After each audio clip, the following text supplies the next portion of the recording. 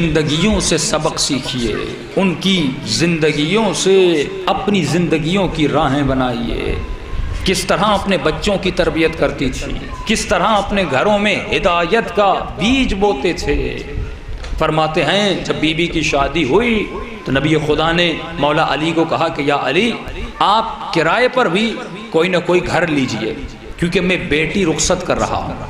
اسی گھر میں رخصتی ہو یہ اچھا نہیں لگتا، کم از کم تھوڑا سا دور میرے گھر سے گھر لیجئے تاکہ وہاں سے لے کر اس گھر تک رخصتی ہو، لوگوں کو پتا چلے کہ نبی کی بیٹی کی شادی ہوئی ہے۔ مولا علی نے چھوٹا سا گھر لیا۔ آج مولا کے گھر کو مسجد سے ملایا گیا ہے، بی بی کی رخصتی ہو جاتی ہے، اور نبی نے جناب زہرا کو ایک جوڑا دیا تھا۔ گھر میں فاقے تھے، پیسے نہیں تھے، لیکن بیٹی کو شادی کے لیے جو جوڑا دیا وہ جوڑا انتہائی بہترین جوڑا تھا۔ اب نبی کے پاس تو پیسے نہیں تھے، جوڑا آیا کہاں سے؟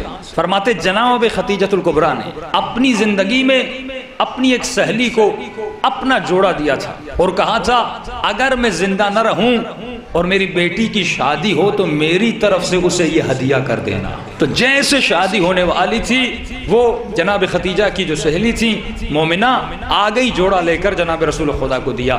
جیسے جناب رسول خدا کو جوڑا دیا، جناب زہرا نے زیب تن کیا۔ شادی کے بعد اکثر ہمارے پاس تو رواج یہ ہے کہ بیٹیاں ہمارے گھر آتی ہیں، لیکن نبی کی سنت یہ نہیں ہے۔ ایک دن شادی کروائی، دوسرے دن خود بیٹی سے ملنے گئے کہ ملنے جاؤں اپنی بیٹی سے۔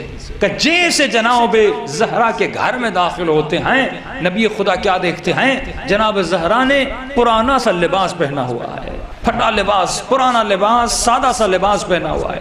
ایک مرتبہ تعجب سے بیٹی سے پوچھتے ہیں کہ بیٹی آپ نے نیا لباس کیوں نہیں پہنا؟ شادی کا پہلا دن ہے، کم از کم نیا لباس پہنتی، یا آپ نے پرانا لباس کیوں پہنا ہے؟ جناب زہرا فرماتی ہیں بابا میں نے اس لباس کو ایک محفوظ جگہ پہ رکھ دیا ہے۔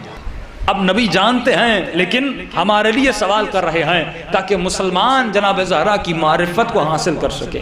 دیکھیے مولا علی کو وقت ملا ممبر پر نہج البلاغہ کے بیان کرنے سے، علوم کے بیان کرنے سے، کہ لوگوں کے دلوں میں علی کی فضیلت اجاگر ہو گئی، لیکن جناب زہرا کیونکہ گھر کے اندر تھی، بی بی کی فضیلت کو معصوموں نے اجاگر کیا ہے۔ فرماتے بیٹی پھر بھی بتاؤ تم نے جوڑا کہاں کیا ہے؟ اکثر خواتین اپنے اچھے کپڑے رکھ دیتی ہیں کہ کہیں شادی ہو بیاہ ہو تو اپنا اچھا کپڑا وہاں پر پہن کر جائے، تو شاید یہ تصور پیدا ہو کہ بی بی نے اس لیے رکھ دیا ہے کسی شادی میں جانا ہوگا کہ وہاں پر جا کر میں پہن کر جاؤں گی۔ نبی خدا نے اصرار کیا بیٹی وہ جوڑا تم نے کہاں کیا؟ تم آج شادی کا پہلا دن ہے، وہ جوڑا پہن لیتی۔ جناب زہرا فرماتی ہیں بابا کل رات ایک سائل دروازے پر آیا تھا اور اس نے کہا تھا ہے کوئی غریب کو لباس دینے والا؟ میرے گھر میں میری بیٹی کے پاس لباس نہیں ہے کوئی لباس دینے والا؟ کہتی بابا میں نے وہ لباس خیرات خدا میں دے دیا۔ اب نبی ہیں لیکن سوال عجیب کرتے ہیں تاکہ ہمیں کچھ چیزیں بتائی جائیں۔ فرماتی ہے بیٹی تم نے وہ لباس کیوں دیا؟ یہ لباس جو آپ نے پہنا ہوا ہے آپ تو یہ بھی دے سکتی تھی، فقیر کی کمی اسی سے پوری ہو جاتی، لیکن شادی کا جوڑا کیوں دیا؟ سب سے بڑی بات وہ جناب خدیجہ کی نشانی تھی، ماں کی نشانی کو خیرات خدا میں کیوں دیا؟ جناب زہرا مسکرا کر فرماتی ہیں بابا اگر میں یہ لباس دیتی تو قیامت میں یہی لباس ملتا، اگر میں یہ لباس دیتی تو قیامت میں مجھے یہی لباس ملتا۔ بابا انسان خوبصورت لباس کیوں پہنتا ہے؟ انسان سنبھال کر رکھتا ہے، جیسے خواتین کی مثال دی، انسان اپنا بہترین لباس اس وقت پہنتا ہے جب زیادہ سے زیادہ لوگ ہوں، جب زیادہ سے زیادہ دیکھنے والا ہوں، جب سب سے بڑی محفل ہو۔ انسان اچھے کپڑے پہن کر جاتا ہے، عید کا موسم آتا ہے، اچھے کپڑے کیوں پہنتے ہیں؟ کیونکہ عید نماز میں جاتے ہیں، شہر کے لوگ ہوتے ہیں، خواتین کسی محفل میں جاتی ہیں، سب دیکھنے والے ہوتی ہیں۔ فرماتی ہے بابا میں نے لباس کو اس دن کے لیے محفوظ رکھا جہاں پوری کائنات دیکھنے والی ہوگی، اگر میں یہ لباس دیتی یہی ملتا۔ رسول خدا فرماتے ہیں بیٹی اچھی بات ہے لیکن تجھے یہ سکھایا کس نے؟ تجھے یہ سکھایا کس نے؟ اب جناب زہرا فرماتی ہیں بابا مجھے یہ میری ماں جناب خدیجہ نے سکھایا ہے۔ حالانکہ زہرا سلام اللہ علیہا سیدۃ النساء العالمین ہے، جناب خدیجہ کو سکھانے کی ضرورت نہیں ہے، لیکن بی بی بتا رہی ہے کہ اولاد کو کس طرح تربیت دی جاتی ہے، اولاد کو کس طرح سکھایا جاتا ہے۔ کہ بیٹی بتاؤ خدیجہ نے کیا کہا تھا؟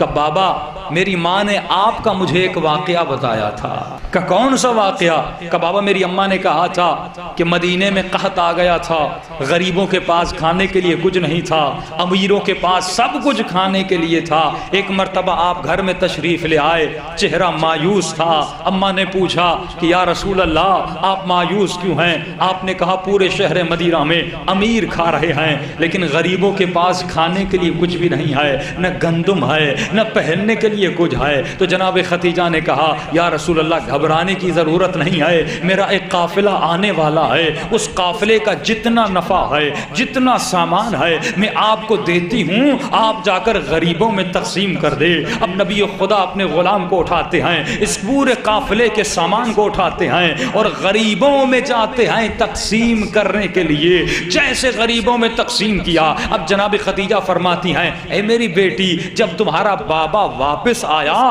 تو اس کے بدن پر دشداشا یا عربی جو لباس ہوتا ہے وہ نہیں تھا بلکہ بوری پہن کر گھر میں واپس آیا۔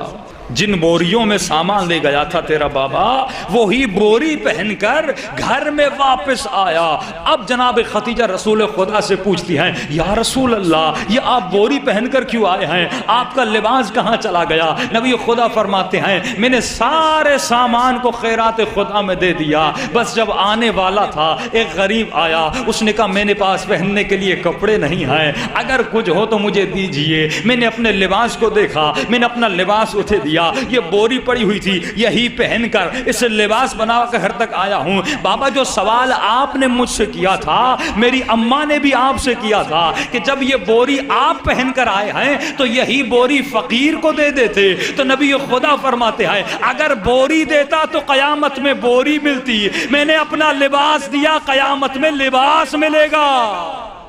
جو دنیا میں دیا جاتا ہے وہی آخرت میں ہمیں ملتا ہے۔ اس طرح بیویاں اپنے اولاد کی تربیت کرتی تھی کہ جب امام حسن و حسین گھر میں آتے تھے تو جناب زہرا پوچھتی تھی اے میرے لال، اے میرے بیٹو مجھے بتاؤ کہ بابا نے خطبے میں کیا کہا، نانا نے خطبے میں کیا کہا۔